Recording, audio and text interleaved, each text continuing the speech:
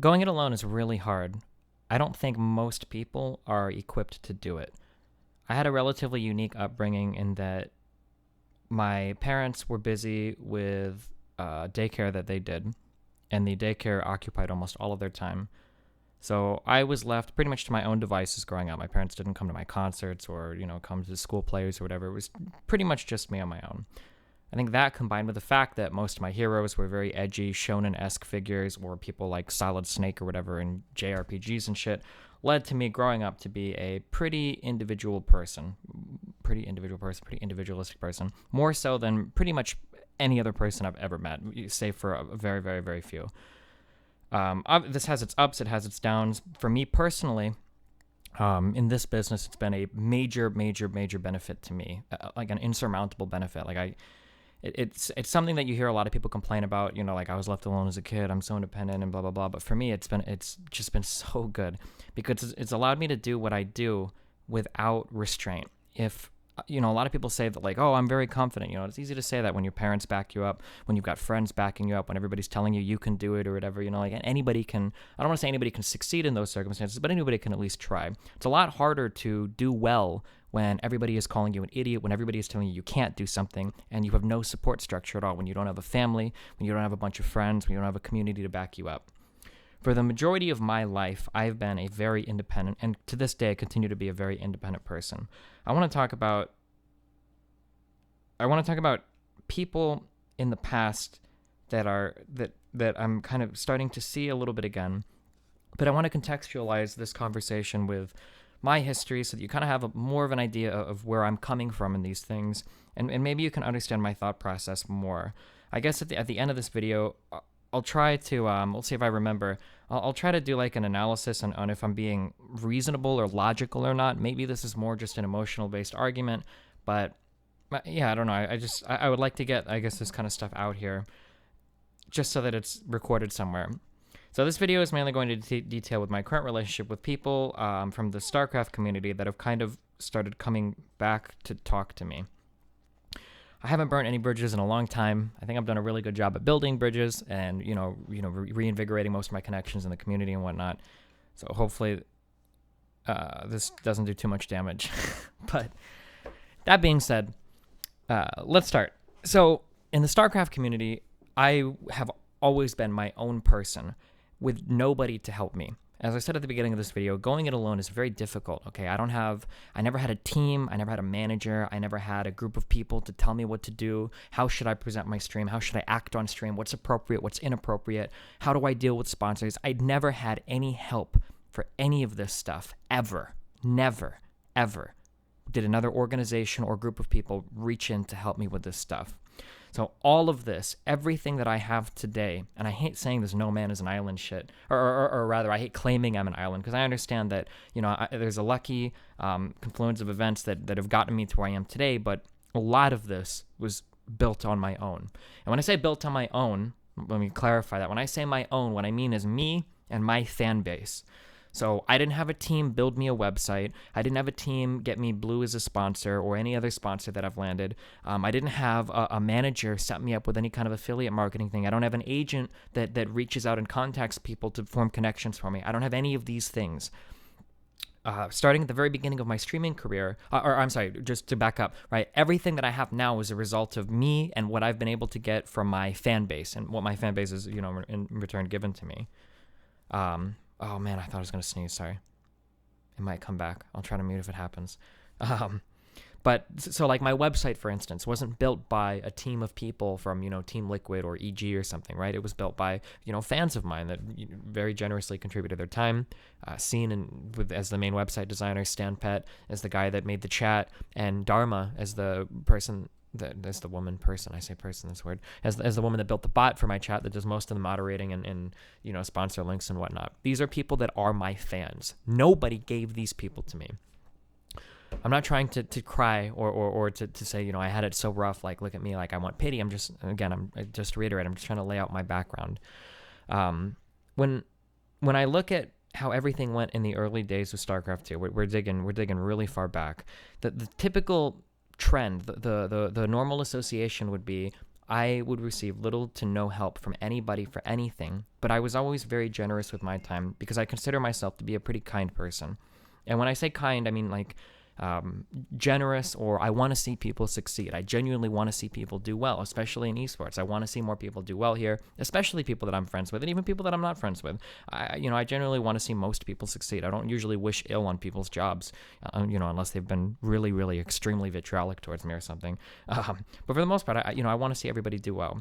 So in the beginning of the StarCraft days, I'm pretty sure I had more viewers than any non-featured Team Liquid stream ever, right? And on being featured on Team Liquid is what gave you all of your views. And that went on for a long time. What did we get up to? Was it like 1,000 concurrent views before I finally got partnered on Team Liquid, And it was a battle, every step of the way, because everybody else that was on Team Liquid that was partnered was, Team Liquid is a very in community. And they even said as much, they gave preference and lenience to people that had been contributing to the community more, which, to no fault of their own. I understand that the reasoning for doing it, but this was pretty difficult coming at this from an outsider, Sean, Jeff, Greg, everybody had their friends, everybody had their connections, everybody had everything set up, DJ Wheat, JP, everybody was really well connected, and I've always kind of been this person on the outside.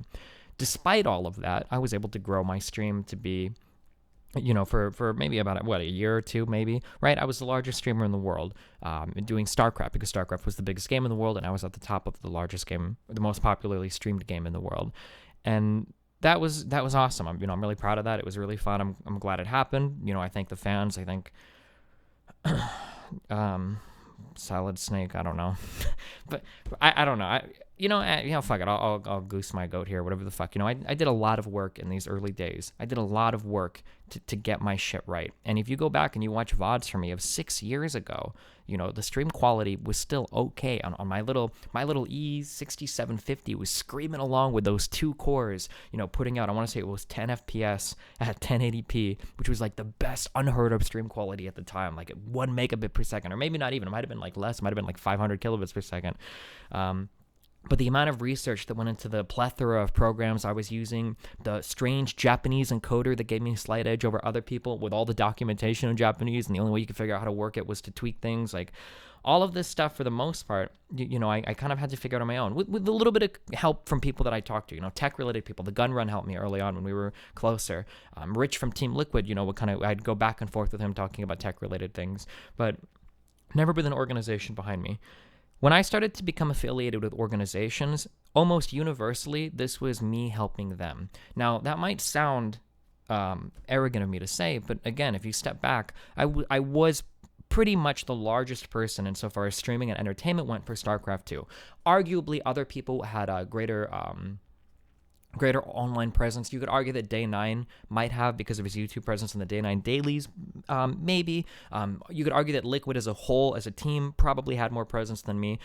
There were certainly individual streamers, like when Idra would stream, very rarely, he would pull, 10 to 15,000 viewers, or Naniwa would pull 10 to 15,000, if they would do like 1 stream in a blue moon. But in terms of consistently outputting content, 8+ hours a day, 5,000+ concurrents every single day, day in and day out, and participating in the community, posting on the subreddit, posting on the Team Liquid forums when I wasn't banned from them.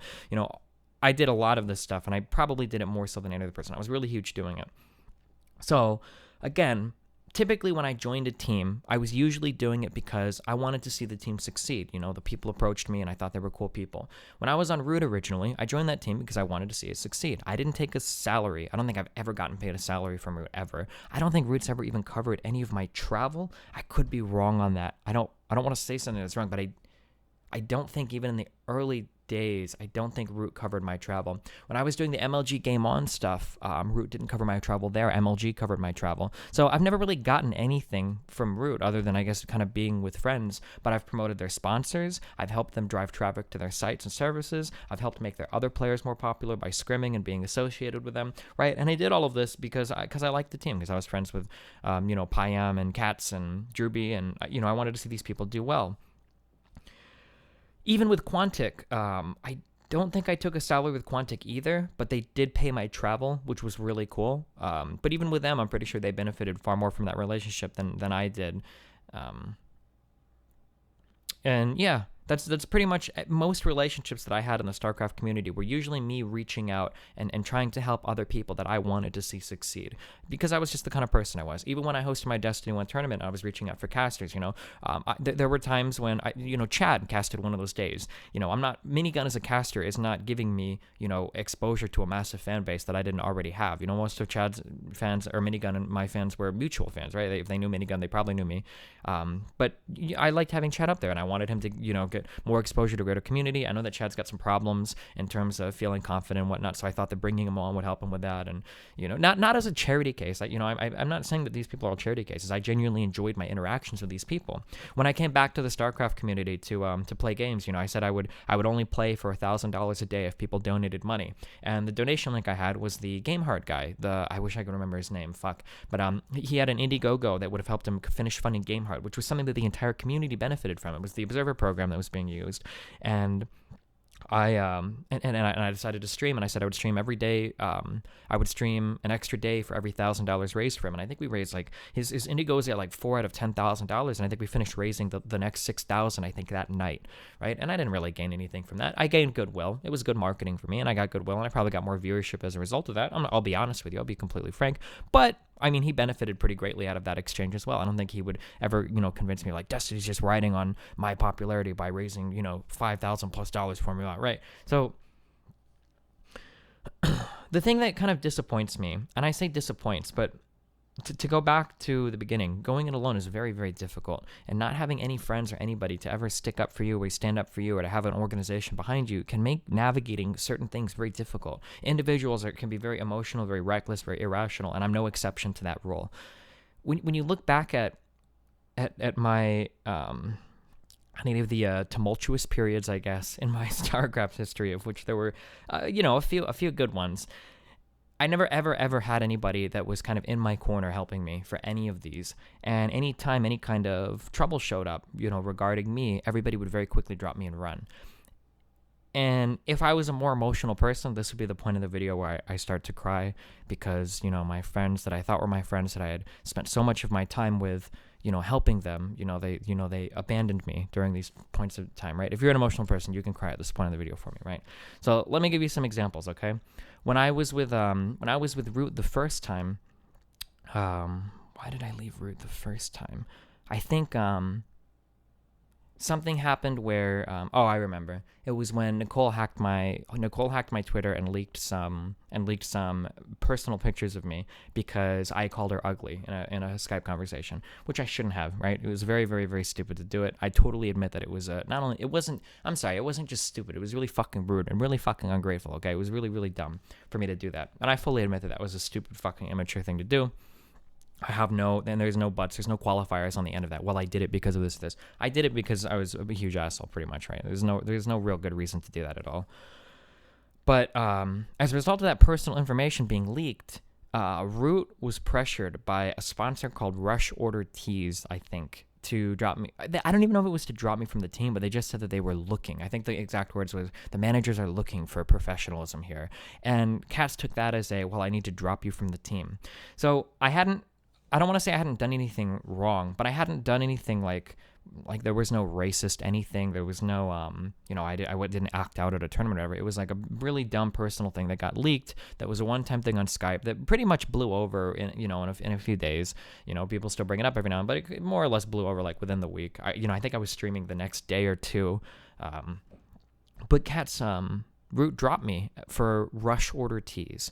Okay, so I'm pretty sure at this point I was still easily the largest person in the StarCraft community, probably had more influence than most teams at that point, and Kat dropped me from the team.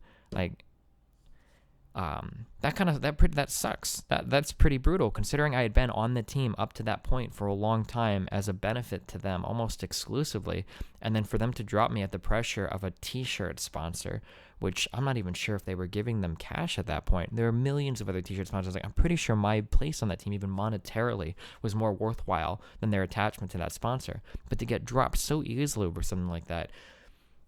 And there's this trend where everybody, I've got a lot of friends in the StarCraft 2 community that say they're friendly for me, but when it comes time to like step up and bat, they don't really do anything to really help me at all. And it's like, I'm cool with so many of these people. I love Roddy. I love Todd.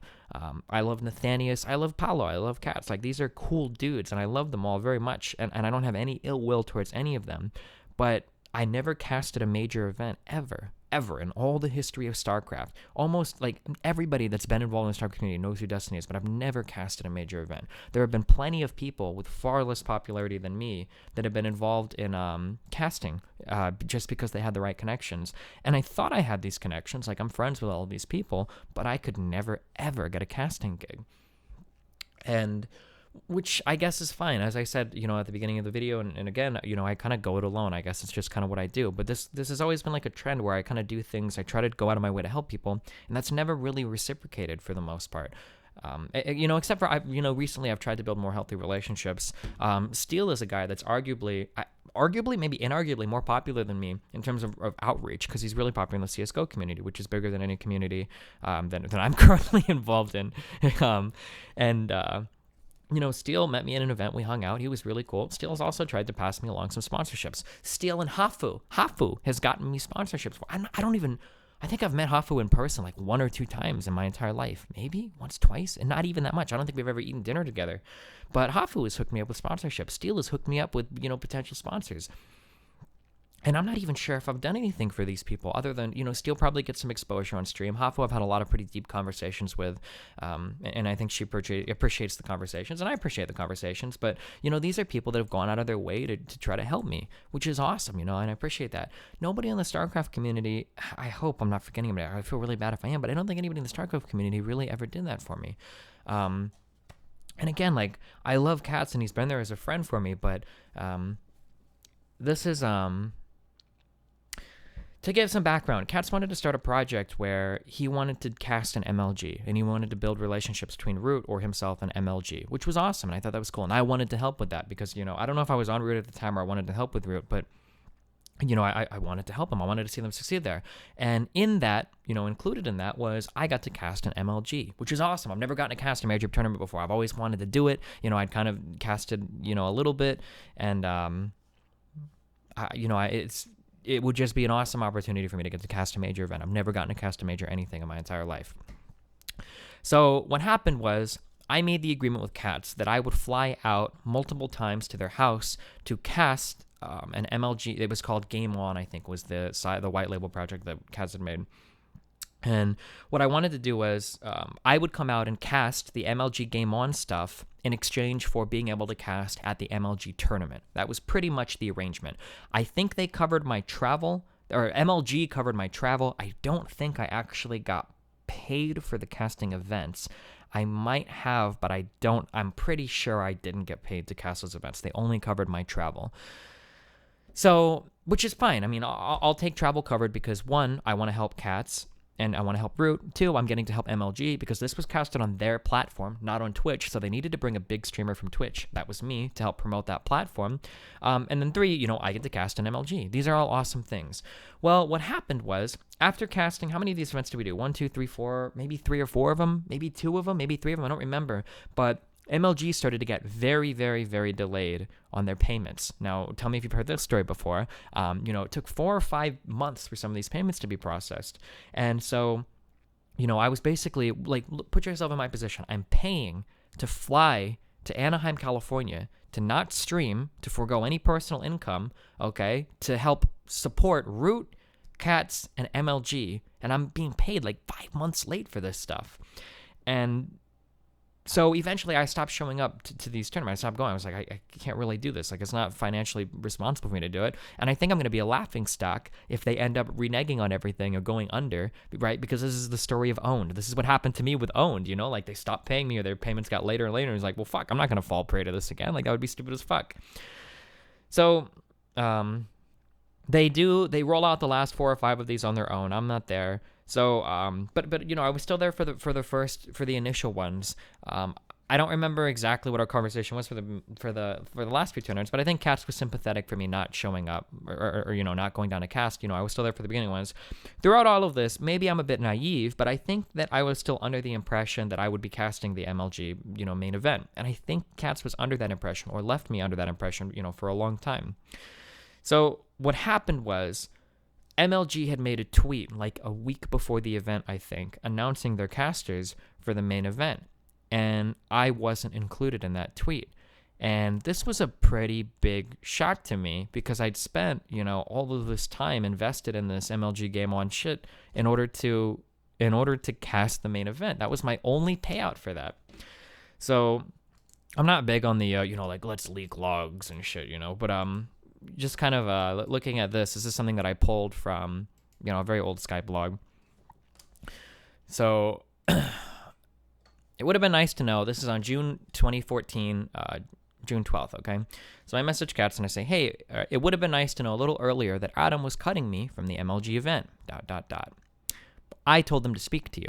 I don't think you were cut. It's shitty they announced it through Twitter or whatever, that we were both in, but as you probably know, it's not my call.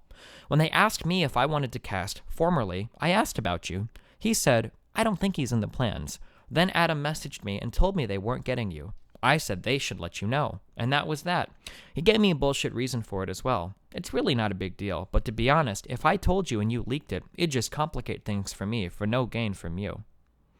And then he posts a message, I think, from him and Adam. Hey, man, this is Adam's message to him. Hey, man, just wanted to give you a heads up off the record. Please don't show this, but a lot of the casters we reached out to were not going to work Anaheim if Destiny was on staff. So this is kind of an aside. I think I had a personal working relationship with every single one of these casters, so this reason was bullshit. I knew it was bullshit. Cats knew it was bullshit, all right? So then, and I say as much in the next line. I have a personal relationship with every single caster mentioned, but okay. And then Cats copy-paste. He gave me a bullshit reason for it as well. I know that, and you know that, but me telling you this is retarded for that reason. If you decide to go and say, and I said, Sai, I don't care about casting or whatever, I just kind of wanted to go. And then Kat said, this was the reason they gave Cats, but it's bullshit. And then I said, well, now I can't really go, right? Sorry, we have like some Bane tier back and forth here. And then Kat said, then I look like shit. Why can't you go anyway? And I said, well, booking a ticket now is like $500. I don't know if any more gaming passes are available for playing. Passes are easy to come along. You just got to tell them you want one. Don't burn bridges over this. I hear this a lot. Don't burn bridges over this when people are fucking me over and I'm like kind of getting fucked. It sucks, but I can't say I don't understand their point of view. You didn't come to the last few qualifiers. To be honest, I stopped caring about the qualifiers myself, so I was sort of surprised they asked me to cast in the end. Then I say, they were late on payment by 5 months, and I still haven't been reimbursed for travel. Okay, so I guess I did get paid to cast. It couldn't have been that much, I don't think, but they were late on payment for 5 months, and I still haven't been reimbursed for travel. I had no problem attending every single one, but after Owned and MLG's own semi-sketchy past, can you blame me for not sinking $2,000 to $4,000 into attending these qualifiers if I don't know if I'm going to get paid at all? Kat says, no, I understand that. I'm not arguing with you. And then he says, you know it's not my call. They should reimburse you for travel, though. And the late by 5 months, it would have came earlier, but my bank info would have been late as fuck regardless. I'm not thrilled with how the qualifiers went. We put a lot of time and money and effort for almost no gain. And then we just kind of talk about some random things, and that's it. So, again, like, I'm not, like, blaming Cats here for any of this. I'm not saying that, like, Cats is a horrible person or, like, Cats, left me out to dry or anything, because I don't think Cats is a horrible person. I love Paulo. He's a cool dude. But, like, I have nobody pulling for me ever in any corner. I never have somebody that it feels like they have my interests at heart and they're really trying to do me or to do what's best for me. Like, they're really looking at me. I've just never had that experience. And, to kind of bring all this back together, now that I'm getting, I've had a few, huge stints in popularity or stints or whatever, huge bursts where, I've been talking and arguing with Athene. I've gotten thousands of viewers. There were a couple other things going on with the Athene stuff. I've got the JonTron stuff that came up. Like, every time these really popular things come up, a couple people from the StarCraft community will kind of come back and message me like, hey, Steven, like, we should really stream sometime soon. And, and knowing these people and seeing posts that they've made on the StarCraft Reddit about how difficult it is to transition away from what they're doing and the difficulties of finding, work after the StarCraft community's kind of died down, it feels really shitty to me that they want to come back to me and ask me to help them with a platform and a community that I've worked on my own to build with no help and no handouts and nobody looking out for me, nobody securing sponsorships, nobody building websites, nobody giving me advice, nobody just being there to talk to bounce ideas off of. I've never had any of this support from any of these people while they've all been super networked, super getting good gigs, and now they come to me to ask to stream with me and stuff, and it's like, damn, dude. It just feels kind of shitty. It feels pretty bad. And you can say everything you want now, as one of these guys. Well, I was always there for you. I was a friend to you. It's like, I've heard Katz bring that up a couple times. I don't know if he said it publicly or not, but like Katz has been like a good friend for me to some extent. When I was at Mia's, I had a huge breakdown that night. I don't know if I've ever said this publicly or not, but I had a massive breakdown. This is one of the reasons I don't drink, is because when I drink, I get very, very, very emotional. And I had a massive breakdown that night when I was drinking. I drank way too much. I was like outside, like screaming and shit, because I was concerned that Nathan, because my relationship with Rachel was so fucked at this time, I was worried that Nathan was going to grow up either without a father or without a mother, or thinking that he had a father or mother that hated each other. And I thought my kid's life was going to be fucked. This is something that has weighed on me so heavily over the past 5 years, or 6 years since he's been born, 7 years since he was been conceived, that I would have a kid that would be fucked up, because I'm putting him in a situation that I've never been in before in my entire life, and as a single child, or as a child with separated parents. Like, I've never been in this scenario, and I worried so much that the fighting between me and his mother was going to ruin his life, and it's all on me. It's 100% on me. He's my kid. I can't blame anybody else for that. It's my child. I was 50% involved in the conception, and I'm 100% involved as a parent. And when I got wasted that night, Katz talked to me and helped me, and talked me down, I guess. I don't think I was gonna kill myself or anything, but like, he definitely consoled me and whatnot, and that's cool, and I'm grateful for that. But it's not like it cost him anything to do it. I would expect most reasonable people to kind of step outside and help somebody, a friend that's like, like drunk and getting overly emotional or something. But he didn't have anything to lose there. That's kind of what I would expect him to do. So anytime anybody has ever had to come up to bat for me when it would actually cost them something, or when it involved them sticking their neck out even a little bit, like, it just hasn't ever happened. I've never had that experience before. Maybe this is why I always like playing solo games over team games, but there's never been a moment in my life, that shonen moment, where, the hero is about to be destroyed, and then Gandalf rides over the mountain, being like, oh no, like, I'm here to help you. Like, let me genuinely reach out and give you a hand here. Like, I know that this scenario is shitty, but let me give you some advice, or, you can come here and, you can live here, or you can be on this team, or, I can hook you up with this dude who can give you some sick advice here, or this sponsor. That's never, ever, ever happened for me. It doesn't happen for me. I don't get these kinds of connections. I have to build everything on my own. Now, again, because I want to double back, I'm not complaining about this per se, because it's given me the tools that I've needed, the opportunities for me to handle so much more on my own than so many other people. I'm not a slave to a team. I'm not a slave to a game. I'm not a slave to a particular sponsor. I'm not even a slave to a particular streaming platform, and I don't know how many other people in this community can even say that, right? I could pack up and leave Twitch and still survive and do pretty well, better than middle America on average, right? Because of my website, because of my independent sponsors, because of my donations, my independent platforms, because of my YouTube channel. Like, I can do this, and that's awesome. And I don't know if I would have gotten to this point if I had as much help in the beginning. But not even one time do I have somebody like, hey dude, like, I got you this awesome event that you can cast. Hey dude, I got you this really sick sponsor came along, and I thought I could hook you up with it. DOS Keyboard stepped in to sponsor Root the minute I left, and DOS owed themselves 100% to me at that point in time. Like, that was the trademark of Destiny Stream, was the typing noises. I don't even think mechanical keyboards were that popular yet in the gaming community, but everybody had a fucking DOS because of my stream. And the fact that they stepped in to sponsor Root the second I left, and then Katz even rattled me for it. He was like, hey, Destiny, LOL, just letting you know. And he says that was in response to me needling him for something, which is entirely possible, but god damn, dude, like, that's brutal as fuck. Yeah, so I promised to come back in the beginning of the video. Maybe I should have had an outline for this talk. I kind of like doing these freeform, but I think I said in the beginning of the video I would come back and analyze. Am I being rational? Am I being irrational and just emotional? I guess, like, so let's look at this. When people come back from the StarCraft community and they ask to associate with me, I probably have more to gain here than I would to lose. I don't think I have anything to lose by associating with them. I can gain some. I can rebuild bridges, and I can. I guess I would kind of keep them at arm's length. Like, I'm not going to help you a fuck ton anymore because I've never really gotten anything for it in the past, and it seems like you've been very quick to drop me out the side if I've become even a minor inconvenience. But maybe that's not a good enough reason to shun them, you know? Like maybe I should embrace all of these people with open arms, because I said earlier I like to see people grow and develop. Maybe it's a matter of principle. I say maybe it's a matter of principle. Like, you know, well, these people shunned me in the past and didn't really help me, so why should I help them now? You know, maybe it's a matter of principle, but that just sounds vindictive to me. Maybe I'm just being really vindictive. I'm not sure.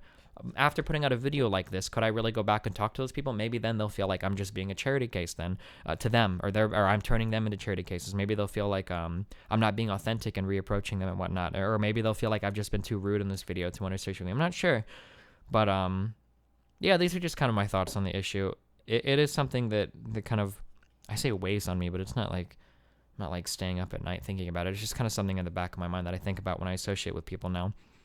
And I've tried really hard to build connections today that I consider to be beneficial because the other person is invested as well. So, yeah, that's all I got. I appreciate the video. I hope you shed tears for me in this video. I'm trying really hard in the future. Maybe I'll watch a sad movie or something beforehand, because I feel like if I could cry it up in these videos, I think I would get like 10 times more fucking things. But it's just not the kind of person I am. Yeah, I don't know. I love you guys. It's been fun. Keep it real. I'm not throwing this video to my editor, so he's probably going to see this go up on the channel. He's going to be really mad because he didn't get to tag it or put videos on it or anything. But so don't tell my editor I'm sorry. And I'll catch you guys on the flip side. Peace out, guys.